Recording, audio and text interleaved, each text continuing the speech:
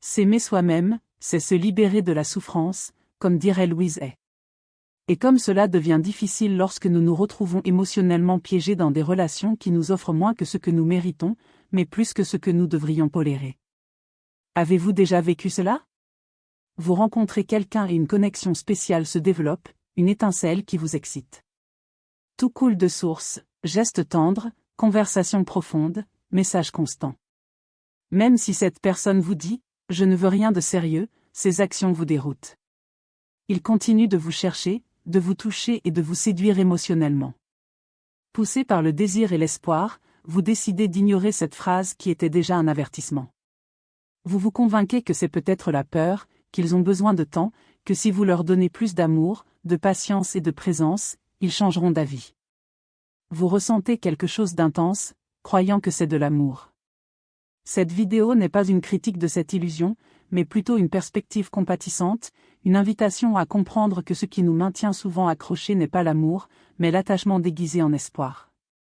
Pendant que vous rêvez d'un avenir, cette personne profite du présent sans engagement, sans véritable dévouement, mais avec tous les avantages d'une relation, compagnie, intimité, attention, validation émotionnelle, affection constante. Tout cela sans rien donner en retour. Louise l'a expliqué très clairement, l'amour commence par l'amour de soi. Mais lorsque vous insistez pour rester là où vous n'appartenez pas, lorsque vous acceptez des miettes dans l'espoir qu'un jour elles deviendront un festin, vous vous manquez de respect. Vous trahissez votre propre cœur. Sur le plan émotionnel, nous aborderons aujourd'hui la manière dont l'auto-illusion perpétue des cycles douloureux. Comment identifier le scénario émotionnel où l'un donne et l'autre ne fait que recevoir? Et comment apprendre à dire assez sans ressentiment, mais avec dignité? Parce que si quelqu'un ne veut pas la même chose que toi, c'est son droit. Mais vous avez également le droit de prendre vos distances. Cette décision, bien que douloureuse, peut devenir votre plus grand acte d'amour-propre. Préparez-vous, car ce n'est pas seulement une réflexion, c'est une leçon émotionnelle qui pourrait tout changer. Au début, tout semble beau. Il y a une énergie qui est perçue différemment. Cette personne vous accorde une attention particulière, vous observe intensément, partage des moments intimes, des histoires du passé et des blessures encore ouvertes. Et vous pensez que ce n'est pas seulement de l'attirance, mais une véritable connexion. Ces premières conversations vous font vous sentir compris, valorisé, voire spécial. Et même si à un moment donné il laisse échapper la phrase redoutée « je ne cherche rien de sérieux », il le dit avec une telle douceur, avec un tel charme, que cela ne fait presque pas mal, car en même temps il vous écrit quotidiennement, cherche à passer du temps avec vous et vous serre fort dans ses bras. Vous décidez de croire leurs actes plus que leurs paroles. Cette contradiction initiale se transforme en espoir. Vous vous dites qu'il dit cela parce qu'il a peur, mais au fond, il veut la même chose que vous. Vous commencez à tout justifier. Louise Hay a dit que l'esprit crée ce qu'il croit, et vous croyez. Que si vous aimez suffisamment, cette personne changera. Avec toi, il découvrira qu'il veut vraiment une relation.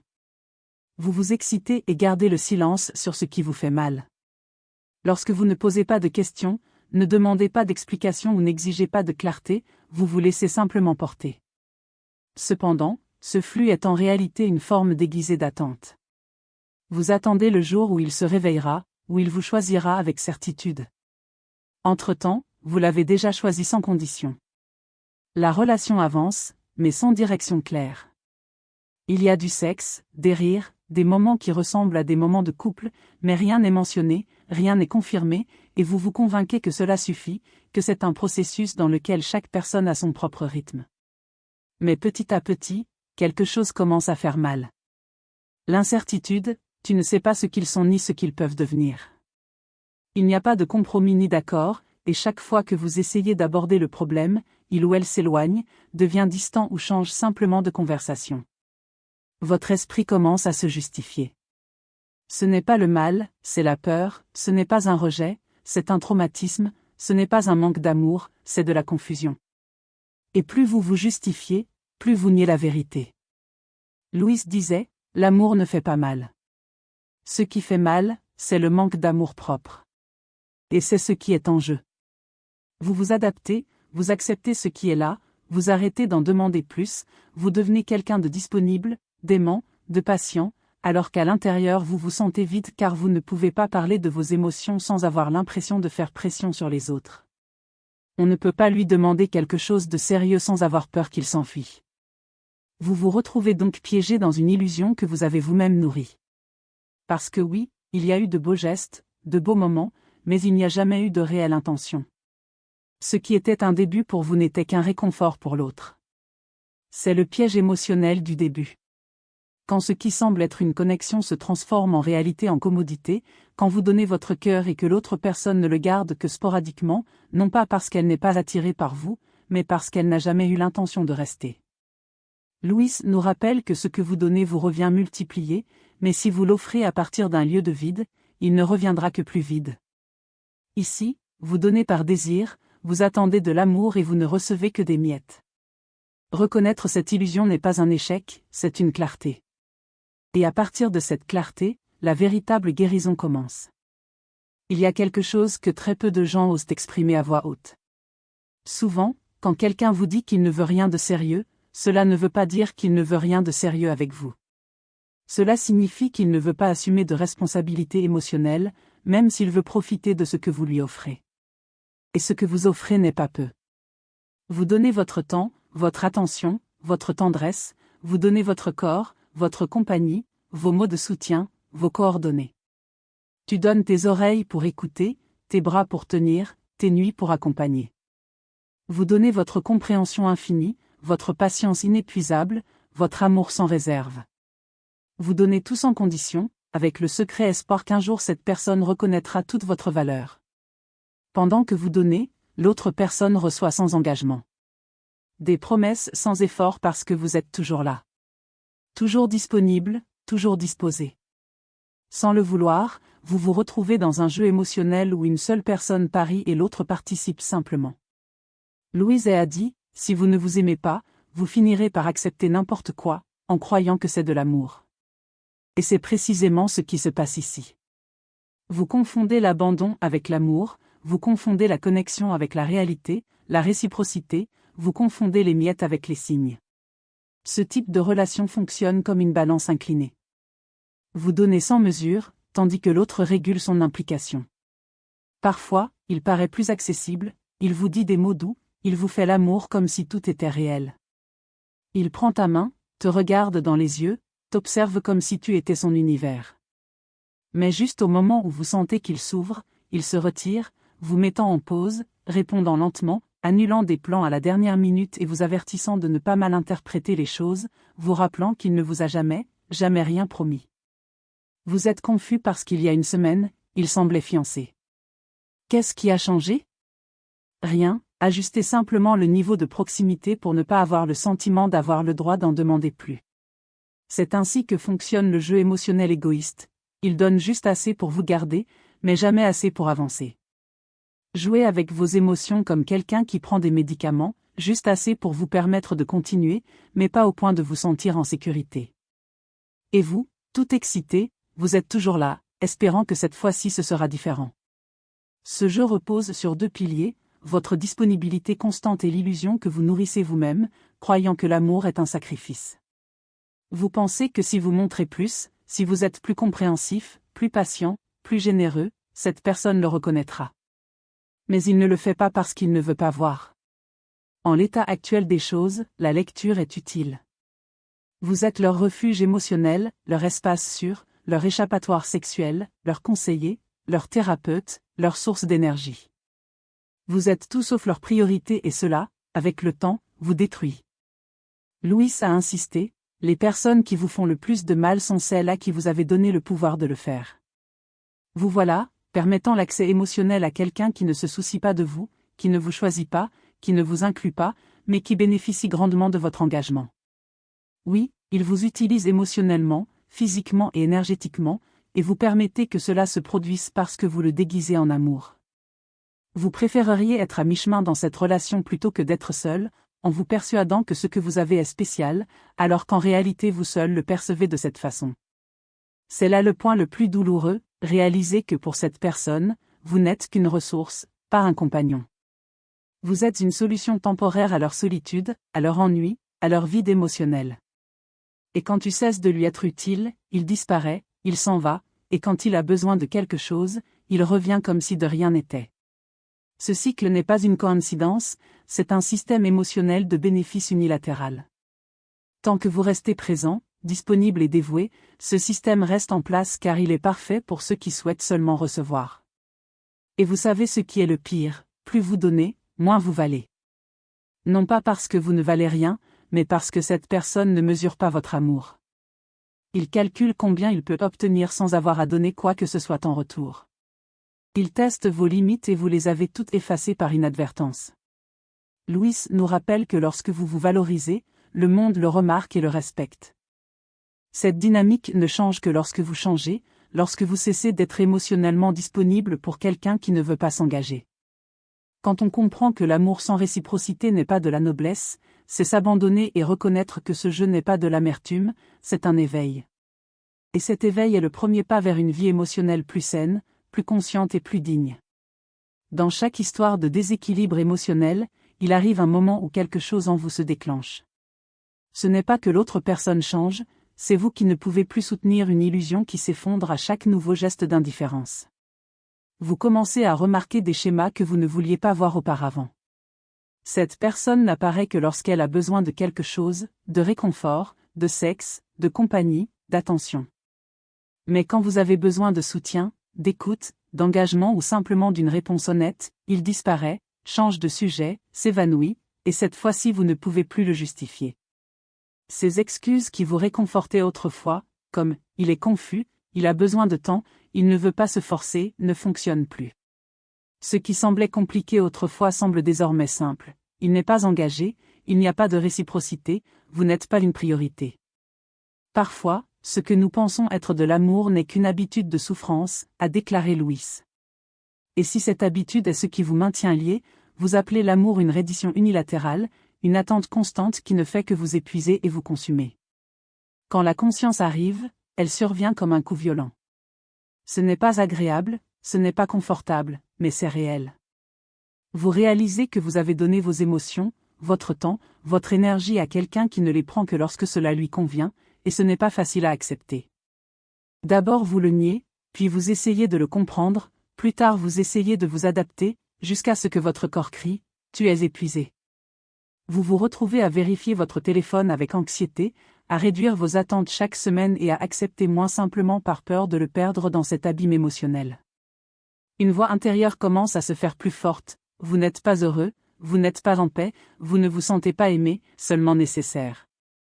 Vous ne participez pas à un lien réel, mais plutôt à un lien imaginaire. Louis avait l'habitude d'enseigner que lorsqu'une relation ne vous fait pas vous sentir bien dans votre peau, il est temps de lâcher prise.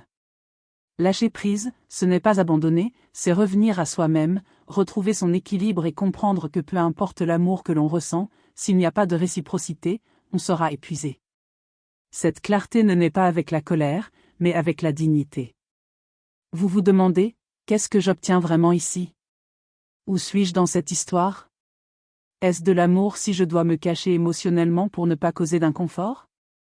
Les réponses sont difficiles, mais nécessaires.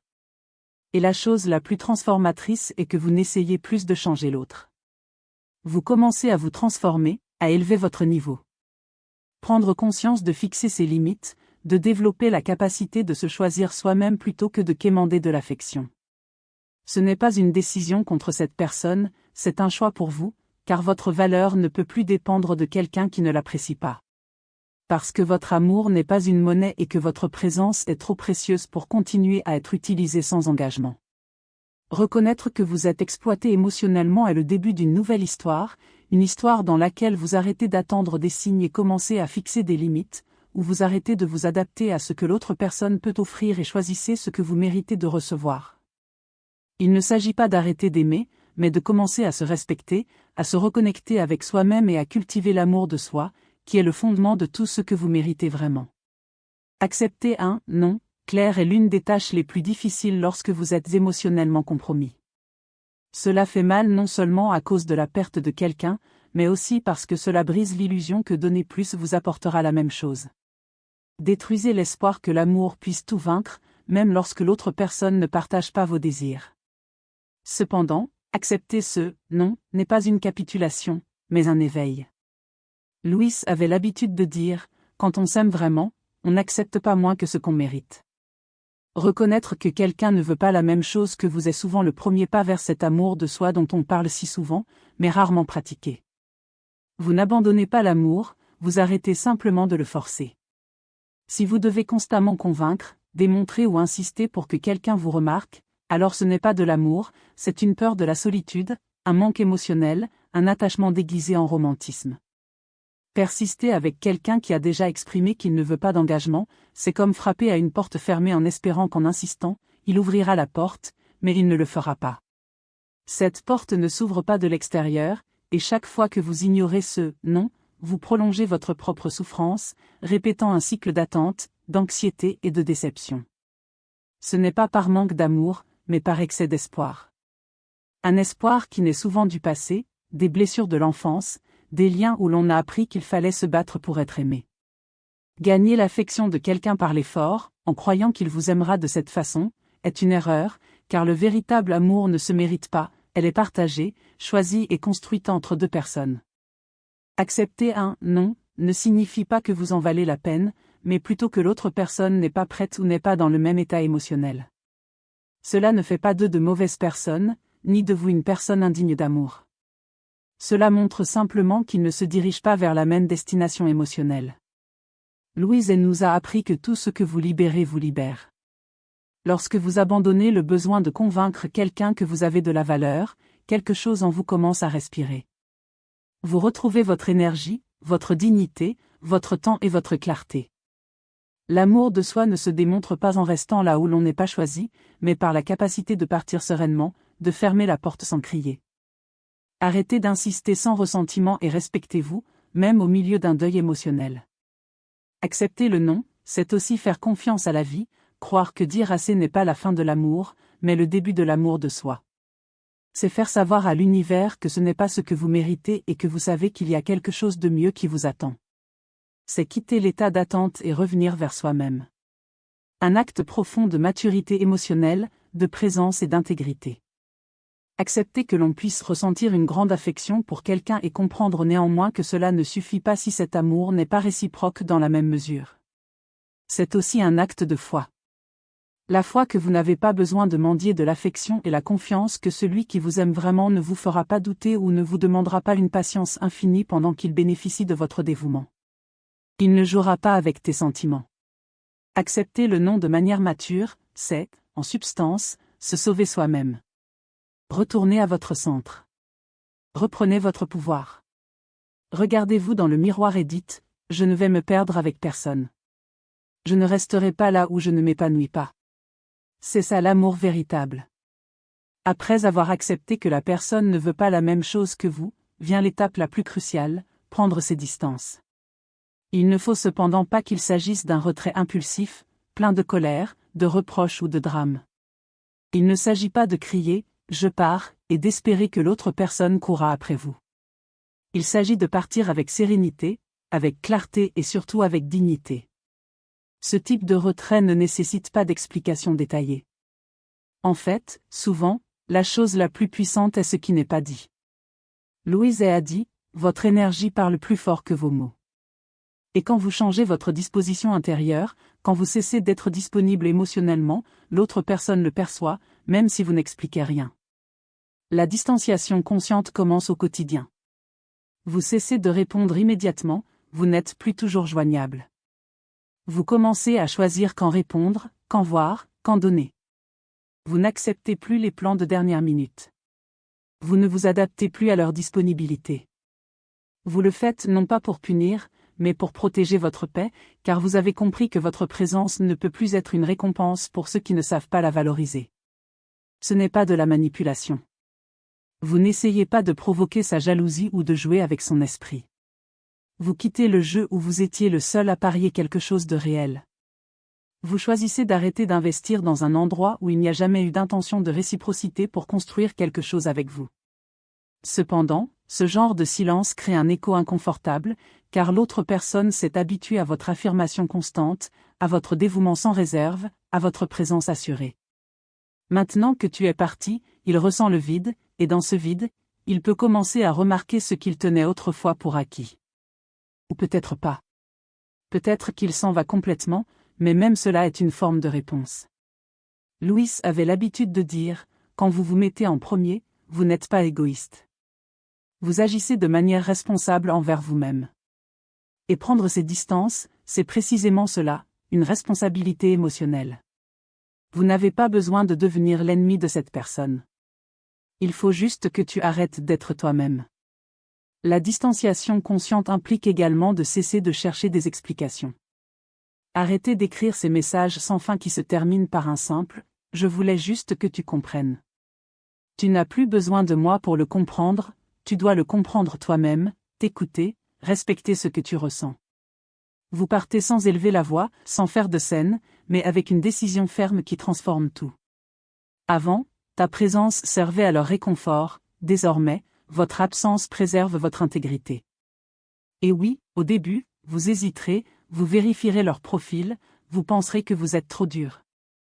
Il y aura des moments où vous aurez envie de revenir en arrière, d'écrire, d'expliquer, mais vous ne le ferez pas. Souviens-toi de tout ce que tu as déjà donné, de tout ce que tu as déjà exprimé, de tout ce que tu as déjà enduré. Vous n'avez pas besoin d'offrir plus. C'est le moment de donner de vous-même, de récupérer votre énergie, de mettre votre amour entre de bonnes mains, les vôtres. Il est temps d'honorer votre chemin et de ne pas laisser votre courage se détourner. La vraie valeur ne se mesure pas à la capacité de supporter l'indifférence. Le silence n'est pas une forme de vengeance, c'est plutôt la manière la plus profonde d'exprimer « je comprends que je mérite mieux. J'ai compris qu'être présent n'est pas la même chose qu'être choisi. J'ai réalisé que quelqu'un qui ne veut pas rester ne mérite pas que je reste. » Cette distanciation ne représente pas la fin de l'histoire, c'est plutôt le début de votre liberté émotionnelle, et à partir de ce moment-là, tout commence à s'épanouir. L'une des décisions les plus importantes que vous puissiez prendre pour vous-même est d'arrêter de vous contenter de miettes émotionnelles. Tant que vous êtes prêt à vivre avec le strict minimum, vous ne recevrez jamais ce que vous méritez vraiment. Les miettes ne sont pas de l'amour, ce sont des distractions, de petites doses d'affection qui ne servent qu'à vous maintenir liés à une illusion. Quels sont exactement ces gestes sporadiques qui ne construisent rien, mais qui vous donnent l'impression que quelque chose existe ? Ils apparaissent quand cela arrange cette personne, quand il vous envoie un SMS après des jours sans contact juste pour vérifier si vous êtes toujours là, quand il recherche l'intimité physique mais évite toute conversation profonde. Il vous dit qu'il vous aime, mais n'agit jamais en conséquence. Ces phrases déguisées en tendresse mais dénuées d'engagement sont aussi des miettes. Je t'aime, je ne veux pas te perdre, je tiens beaucoup à toi. Des mots qui sonnent bien, mais qui ne se traduisent pas en actes. Des éloges qui maintiennent votre espoir vivant, même lorsque vous savez au fond de vous que rien ne change vraiment. Louis avait l'habitude de dire « Nous acceptons ce que nous pensons mériter, et souvent ce que nous acceptons n'est que le reflet de nos propres croyances. » Être blessé en se contentant de miettes ne signifie pas que vous ne voulez pas quelque chose de grand, cela signifie simplement que vous pensez que c'est tout ce que vous pouvez accomplir. Et c'est là que le problème commence. Accepter des miettes est une manière subtile et douloureuse de se trahir. C'est rester là où vous n'êtes pas valorisé. C'est investir du temps, de l'énergie et des émotions dans quelqu'un qui ne vous offre que le strict minimum. Il s'agit de justifier l'injustifiable parce que quelque chose vaut mieux que rien. Mais vous n'êtes pas né pour être le deuxième choix de qui que ce soit. Vous êtes né pour être un choix conscient et constant. Lorsque vous acceptez moins, non seulement vous vous faites du mal, mais vous enseignez également aux autres qu'ils peuvent vous donner peu et néanmoins retenir votre attention. Cela ne définit peut-être rien, ne vous engagez pas, ne soyez pas présent, et vous serez toujours là. Ce n'est pas de l'amour, c'est une dynamique de pouvoir déguisée en lien émotionnel. Louis a également dit, un amour sain vous apporte la paix, il ne vous fait pas douter. Si ce que vous vivez vous remplit d'anxiété, de confusion et de questions sans réponse, alors vous n'êtes pas dans un état d'amour, mais de dépendance émotionnelle. Et cette dépendance, si vous ne la stoppez pas, vous consume lentement. Lorsque vous décidez de cesser d'accepter des miettes, vous commencez à vivre d'un autre point de vue, de votre valeur et de votre intégrité. Vous apprenez à distinguer l'affection sincère de l'affection égoïste. Vous comprenez que quelqu'un qui vous aime vraiment agit avec cohérence, pas avec des pics d'émotions suivis de longs silences. Il vous donne la priorité, est présent, s'implique et ne vous fait pas hésiter. Et oui, prendre cette décision fait mal. Dire non à de petites choses, quand on n'a rien reçu depuis un certain temps, peut sembler difficile. Le processus est ardu, mais c'est le début d'une transformation profonde. Si vous n'élevez pas vos propres standards, personne ne le fera à votre place. Si vous ne vous valorisez pas en premier, les autres ne sauront pas comment vous traiter correctement. Vous n'êtes pas ici pour vous contenter de miettes. Vous méritez de recevoir un amour authentique, complet et solide. Plus plus d'excuses, plus d'affection à moitié ou de confusion émotionnelle. Il est temps de dire assez. Vous méritez un amour clair, engagé et cohérent. Un amour qui vous apporte la paix au lieu de l'anxiété, qui reste à vos côtés au lieu de s'enfuir. Un amour qui ne vous offre pas de miettes, mais vous invite sincèrement à vous asseoir à la table de l'amour complet. Après avoir lâché prise, pris ses distances, dit plus de miettes, vient l'étape qui transforme tout, se repositionner, non pas par rapport aux autres, mais par rapport à soi-même. À ce stade, vous n'attendez plus que quelqu'un d'autre vous choisisse. Vous commencez à vous choisir, et ce choix marque le début d'une nouvelle étape dans votre vie émotionnelle. La première chose qui change, c'est votre énergie. Vous ne vibrez plus par besoin, mais par conscience. Votre regard n'est plus celui de quelqu'un qui supplie d'être vu, mais celui de quelqu'un qui connaît sa propre valeur et qui n'est pas prêt à faire de compromis. Louise Hay a dit que le respect commence par soi-même, et que le respect se reflète dans chaque décision, dans chaque limite, dans chaque silence qui protège votre paix. Se repositionner avec des valeurs, c'est arrêter de justifier ses émotions. Vous n'avez pas besoin de convaincre qui que ce soit que vous voulez quelque chose de sérieux. Vous ne perdez plus votre voix en explication car vous avez compris que ceux qui veulent vraiment rester n'ont pas besoin que vous les suppliez de quoi que ce soit, ils restent tout simplement. Cela signifie ne plus suivre quelqu'un qui ne sait pas ce qu'il veut. Vous n'insistez plus pour que quelqu'un apprécie votre lumière s'il préfère rester dans l'ombre. Parce que l'amour ne se discute pas, ne s'exige pas, ne se revendique pas, cela se donne, cela se construit, cela se ressent, et si cela ne se ressent pas, cela n'est pas. Ce changement de regard n'est pas de la froideur, mais de la dignité, ce n'est pas de l'indifférence, mais de la clarté. Vous prenez la décision consciente de ne plus laisser votre valeur dépendre de la reconnaissance des autres, car vous avez enfin compris que votre amour est un trésor, pas une dette que vous devez rembourser pour être aimé. Louise l'a dit avec conviction, quand vous vous valorisez, les autres le remarquent, et ceux qui ne le font pas s'en vont tout simplement, ce qui est normal, car le nouveau vous n'a pas peur de lâcher prise, n'a pas peur du silence, n'a pas peur d'être seul si cela signifie être en paix. Vous apprenez également à être plus sélectif. Vous n'êtes plus disponible pour tout le monde à tout moment. Vous observez davantage, vous écoutez davantage votre intuition et vous n'êtes pas impressionné par de belles paroles, mais par des actions cohérentes. Parce que vous avez appris que tous ceux qui viennent ne sont pas prêts à rester, et cela change tout. Votre énergie devient magnétique. Vous attirez des personnes différentes, des relations plus matures et des connexions plus saines parce que vous n'opérez plus à partir d'un lieu de manque, mais à partir d'une abondance intérieure. Vous n'avez plus besoin de combler les vides avec des attentions fugaces. Vous êtes désormais rempli de vos propres décisions, de vos propres projets et de la relation la plus importante de votre vie, celle que vous avez avec vous-même. Se positionner avec courage, c'est aussi savoir dire non sans culpabiliser, poser des limites sans peur et lâcher prise sans avoir besoin de s'expliquer, car on comprend que tout ce qui est perdu n'est pas vraiment une perte. Souvent, en laissant partir quelqu'un qui n'a pas apprécié votre valeur, vous vous donnez l'opportunité de rencontrer quelqu'un qui le fera. L'amour de soi ne signifie pas s'élever au-dessus des autres, mais plutôt au-dessus de la version de soi-même qui a accepté moins que ce que vous méritiez. Il s'agit de regarder en arrière avec gratitude pour ce que nous avons appris, mais avec la détermination de ne pas répéter les erreurs.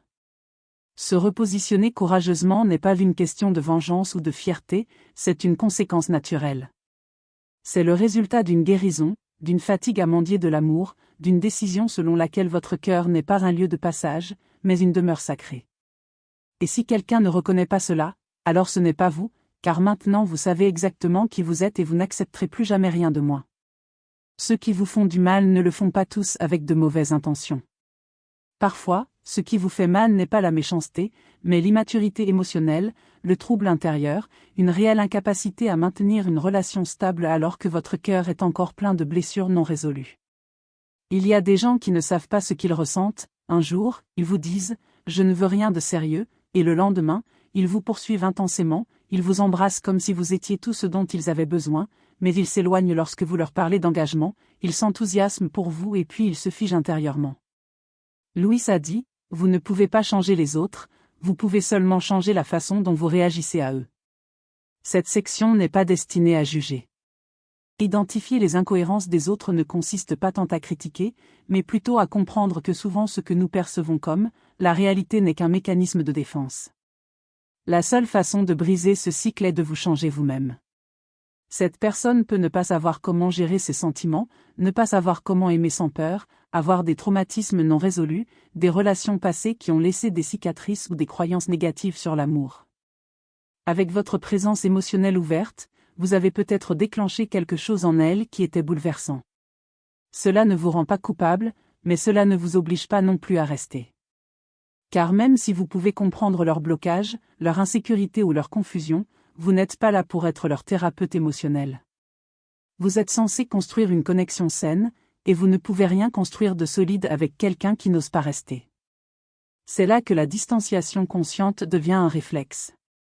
Tant que vous restez disponible, compréhensif et encourageant, l'autre personne n'a aucune raison de vous remettre en question. Cependant, lorsque vous vous retirez, lorsque vous créez un véritable silence, lorsque vous devenez émotionnellement indisponible, quelque chose de révélateur peut se produire. Peut-être que je découvrirai que je t'aimais, mais je ne le savais pas. Peut-être que vous réaliserez que votre peur vous a empêché de construire quelque chose de précieux, ou peut-être que rien du tout ne se produira et que vous partirez pour toujours. Et c'est très bien ainsi, car votre objectif n'est pas de forcer une évolution, mais de vous permettre d'évoluer. Louis a déclaré « Chaque expérience est une opportunité d'apprendre quelque chose sur nous-mêmes. » Et la leçon ici est de comprendre que l'empathie ne doit pas devenir un abandon de soi, que vous pouvez prendre soin de vous-même tout en gardant de la compassion pour les autres. Comprendre l'histoire d'une autre personne, tout en choisissant de se protéger, est crucial. La confusion des autres ne peut pas être le terrain sur lequel planter l'amour, car un cœur qui doute finit par épuiser celui qui aime avec certitude. La patience a ses limites, et votre paix intérieure ne devrait pas être le prix à payer pour l'indécision de quelqu'un d'autre. Si vous êtes arrivé jusqu'ici, vous le savez déjà. Ce qui fait le plus mal, ce n'est pas que quelqu'un ne veuille pas quelque chose de sérieux. Ce qui fait vraiment mal, c'est de rester disponible pour quelqu'un qui n'est pas disposé, de vous laisser piéger dans une histoire où vous donnez tout et l'autre personne ne prend que ce qui lui convient, sans considérer ce que vous perdez intérieurement. Mais aujourd'hui, vous pouvez choisir différemment.